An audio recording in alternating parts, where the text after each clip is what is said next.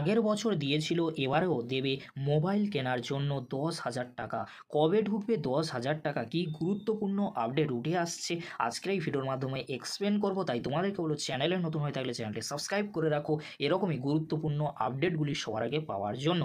পশ্চিমবঙ্গের সমস্ত মেধাবী ছাত্রছাত্রীদের স্মার্টফোন বা ট্যাবলেট গিফট করছে পশ্চিমবঙ্গের রাজ্য সরকার। দুর্গাপুজোর আগেই কি অ্যাকাউন্টে ঢুকছে টাকা? আসলে সরকার সরাসরি এই ট্যাবলেট বা স্মার্টফোন দিচ্ছে না, এটি কেনার জন্য 10,000 টাকা করে আর্থিক সহায়তা করছে।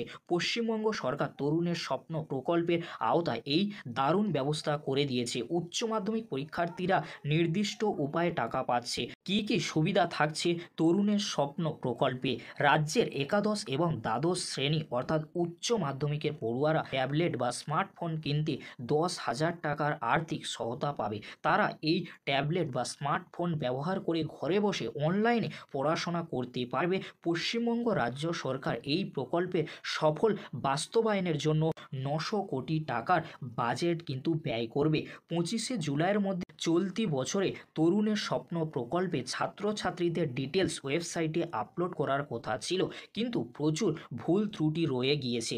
একাদশ শ্রেণীর প্রায় 51,000 পড়ুয়ার অ্যাকাউন্ট নম্বরে কিন্তু ভুল রয়েছে। 7,000-এরও বেশি ব্যাংক ডিটেলসে আইএফসি কোডে ভুল সামলে হয়তো টাকা দিতে কিছুটা দেরি হতে পারে। যত তাড়াতাড়ি সম্ভব এই ভুল শুধরে নিয়ে সেপ্টেম্বর থেকে বা অক্টোবর মাস থেকে টাকা পাঠানো শুরু হবে বলে খবর পাওয়া যাচ্ছে।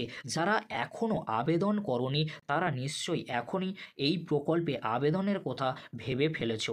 তবে একটা জিনিস কিন্তু অবশ্যই তোমাকে মাথায় রাখতে হবে, তোমাদের জন্য এই ভিডিও ডেসক্রিপশন বক্সে সেই ভিডিওর লিঙ্ক আমি দিয়ে দেবো। খুব সহজে তোমরা সেই ভিডিওটি দেখে আবেদন করে দিতে পারবে। কীভাবে তোমরা তরুণের স্বপ্ন প্রকল্পে আবেদন করবে সেই নিয়ে কিন্তু ভিডিও এই ভিডিও ডেসক্রিপশন বক্সে আমি লিঙ্ক দিয়ে দেবো, সেই ভিডিওটি দেখে তোমরা খুব সহজেই আবেদন করে নিতে পারবে। এই ছিল গুরুত্বপূর্ণ আপডেট, তোমাদেরকে জানিয়ে দিলাম কবে থেকে তোমাদের ব্যাংক অ্যাকাউন্টে টাকা ঢুকতে চলেছে। ভিডিওটি দেখার জন্য তোমাদেরকে অসংখ্য ধন্যবাদ।